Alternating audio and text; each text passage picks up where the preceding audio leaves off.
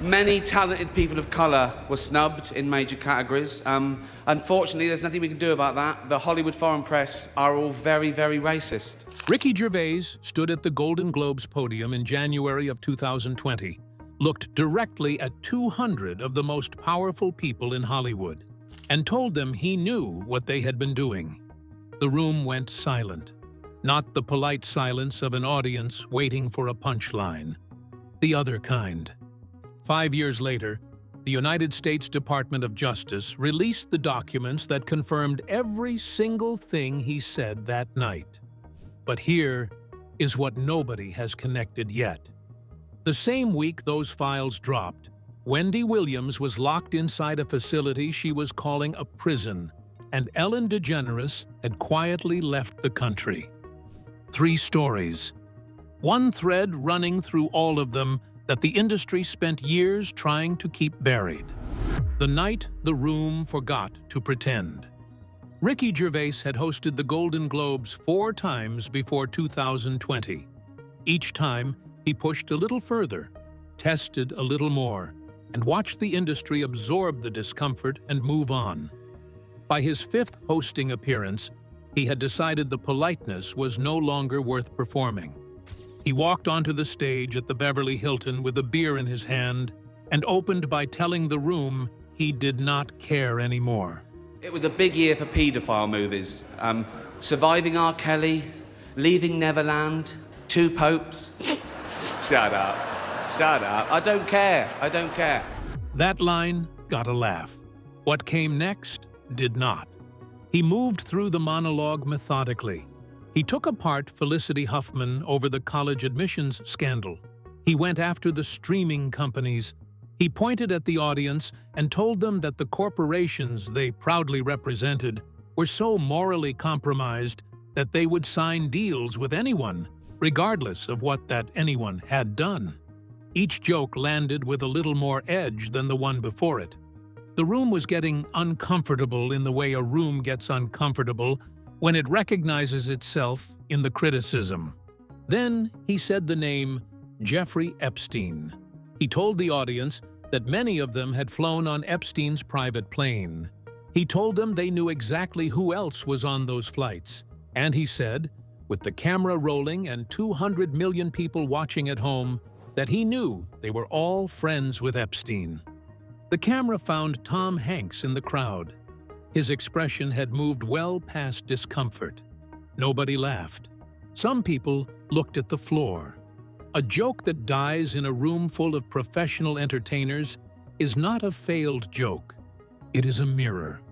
Epstein had died in his Manhattan jail cell 5 months earlier, in August of 2019. The official finding was that he had ended his own life, though forensic pathologists hired independently by his family disputed that conclusion publicly and in detail. The documents connecting Epstein to figures across entertainment, finance, and politics were still 5 years away from public release. Gervais was standing at that podium in January of 2020, delivering a monologue that read, in hindsight, like a summary of those documents. The question nobody asked loudly enough at the time was how he already knew. What Gervais understood that the audience was pretending not to. If you can't be bothered to go to the cinema to see Steve in action, then just watch him every Thursday here on NBC. After that night, Gervais was never asked to host the Golden Globes again. He has confirmed this himself, without visible distress, in multiple interviews. He has also said something in those interviews that matters more than the Epstein joke itself.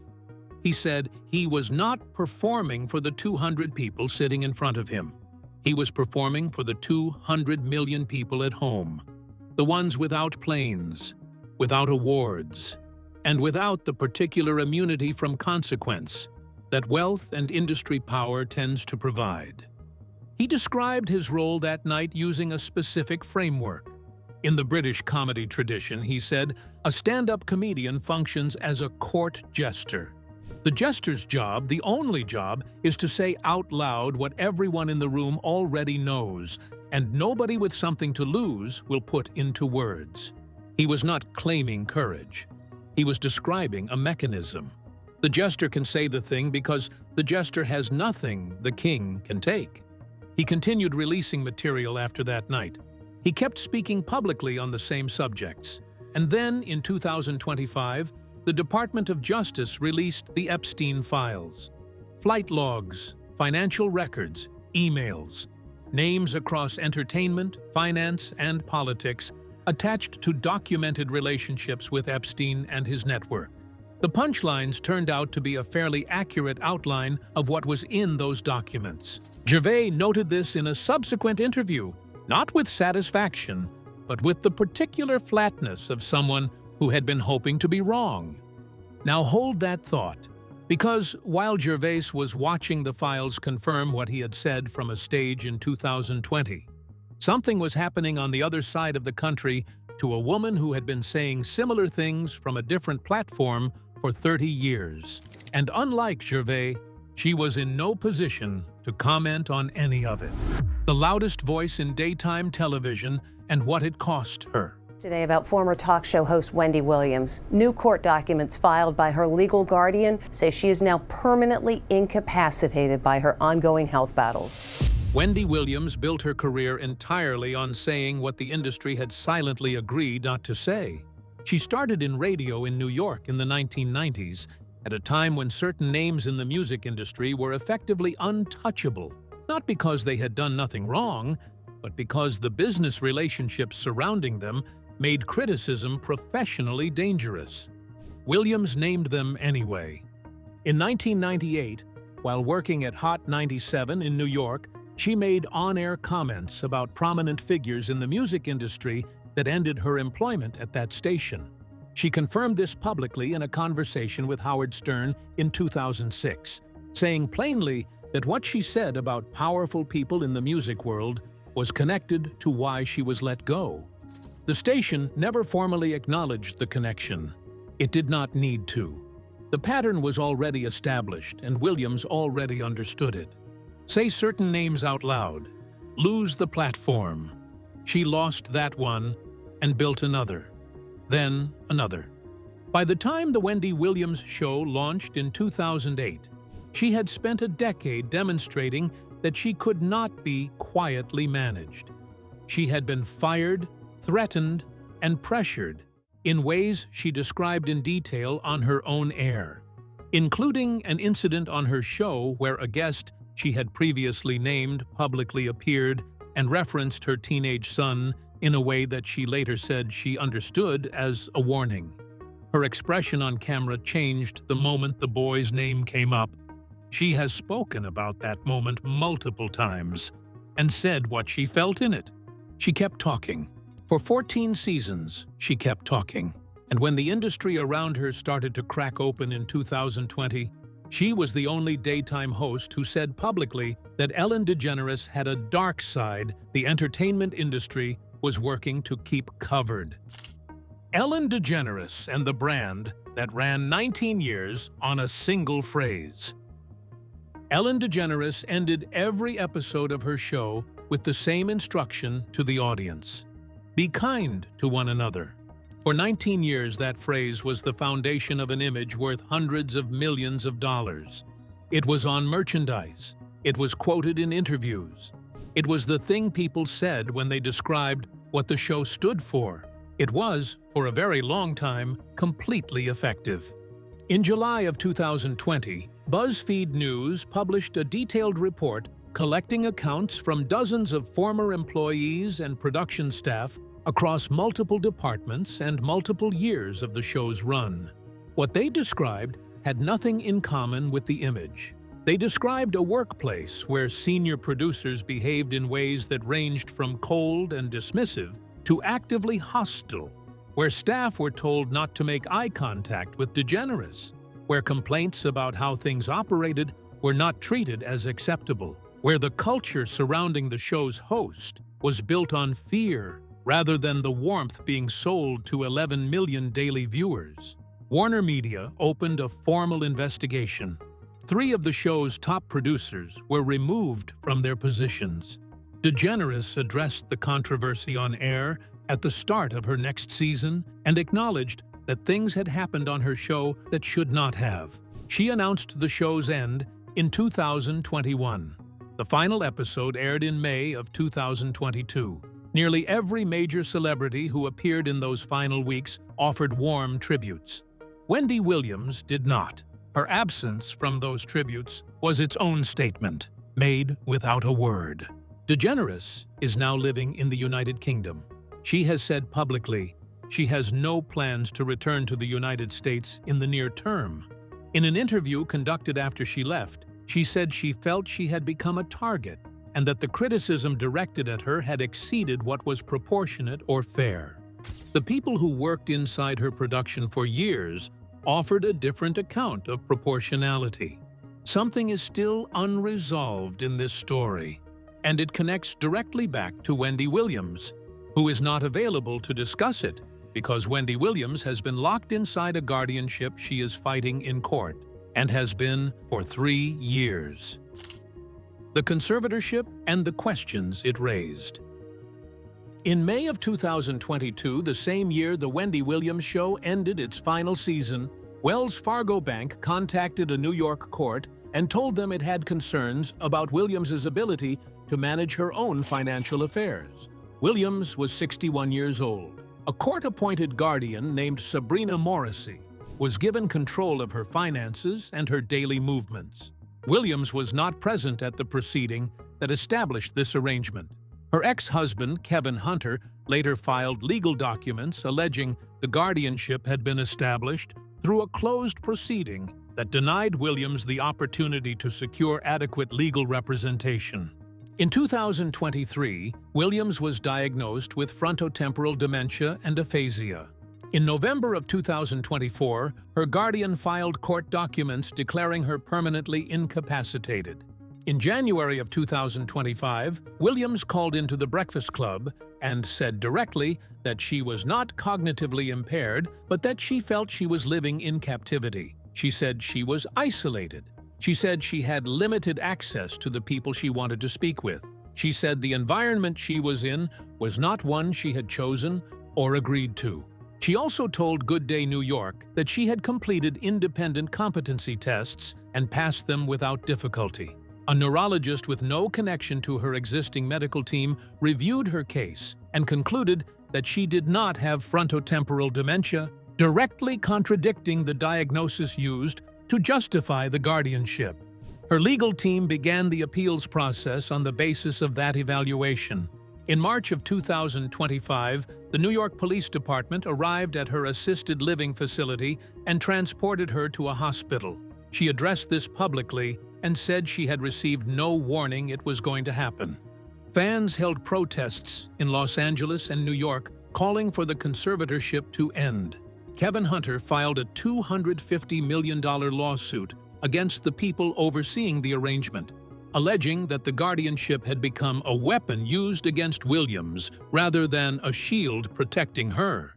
Williams told TMZ she had not asked him to file that lawsuit and did not want him involved in her personal affairs. The guardianship remains in place. The competing medical evaluations remain unresolved in court. And the woman who spent 30 years saying things the industry did not want, said, is currently living in a facility she cannot leave without authorization. In a legal arrangement, she is fighting to exit, while the industry she spent her career covering has been experiencing the most significant public reckoning in its history. A Lifetime documentary about her situation aired during this period and generated enough public attention that her guardian's legal team was forced to respond to it in court filings, describing it as a distorted account of her circumstances. Williams's family described it as the most accurate picture of her situation that had been made available to the public. Two completely opposite characterizations of the same film, filed in the same courtroom about the same woman, who was not permitted to speak freely about any of it. The timing is not evidence of anything on its own, but it is the kind of timing that, once you notice it, is difficult to stop thinking about. The files, the exits, and what the last 5 years actually confirmed. When the Department of Justice released the Epstein documents in 2025, the response from certain corners of the entertainment industry was notable for its speed and its quietness. Hollywood talent agent Casey Wasserman, whose email exchanges with Epstein associate Ghislaine Maxwell were included in the released documents, announced he was selling his agency within weeks of the release. In a message to his staff, he said he had become a distraction. He did not elaborate. Several other figures named in the documents announced professional transitions, retirements, or reduced public profiles in the months that followed. None of them offered detailed explanations for the timing. The documents themselves included flight logs, financial records, and direct communications connecting Epstein's network to figures across entertainment, finance, and politics. They confirmed relationships that had previously existed only as rumors, accusations, or the kind of things Ricky Gervais said at awards shows. Flight logs showed names. Emails showed the nature of relationships. The picture that assembled across thousands of pages of released documents was not a surprise to people who had been paying attention to what certain people had been saying for years. It was a confirmation. Gervais watched all of this from outside the industry he had addressed from that Golden Globes stage 5 years earlier. He noted that the monologue had essentially become a documentary. He said this without celebration. He said it the way someone says something when the thing they warned about actually happened, and they had genuinely preferred to be wrong. Wendy Williams was not available to comment. She was still inside a guardianship she is legally contesting, still described by her own guardian as permanently incapacitated, still disputed by an independent neurologist, who says she does not have the condition used to place her there. The woman who spent 30 years being the loudest voice in rooms where everyone else stayed quiet was, at the precise moment, the industry confirmed what she had been saying, unable to say anything at all. Among the names that appeared in the released flight logs were figures from the music industry, the film industry, and the financial world, several of whom Williams had referenced by name on her show during its 14-season run. Those episodes are still searchable. The timestamps exist. What she said, and when she said it, and who she said it about, is a matter of public record sitting alongside the documents that were released 5 years after Gervais stood on that stage. Ellen DeGeneres was in the United Kingdom. What?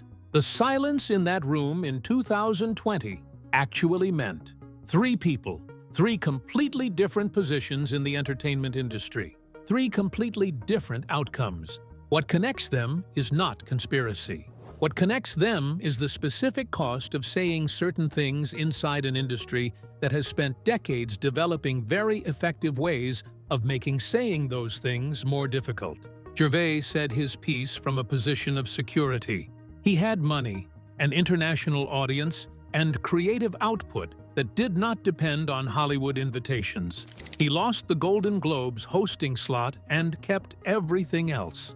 The cost was manageable because his position was already independent of the people he was criticizing. Williams had no such insulation.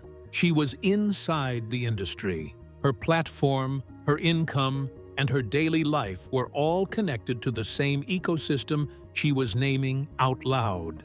The cost she paid was not a lost invitation. It was a lost show, lost financial control, and a legal arrangement that has kept her effectively silenced during the period in which her warnings have been most publicly validated.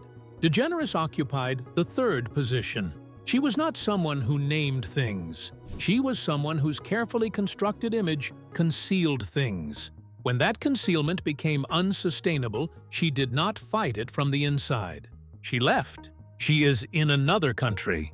She is framing what happened to her as an injustice in proportion. The people who worked on her show for years framed it differently.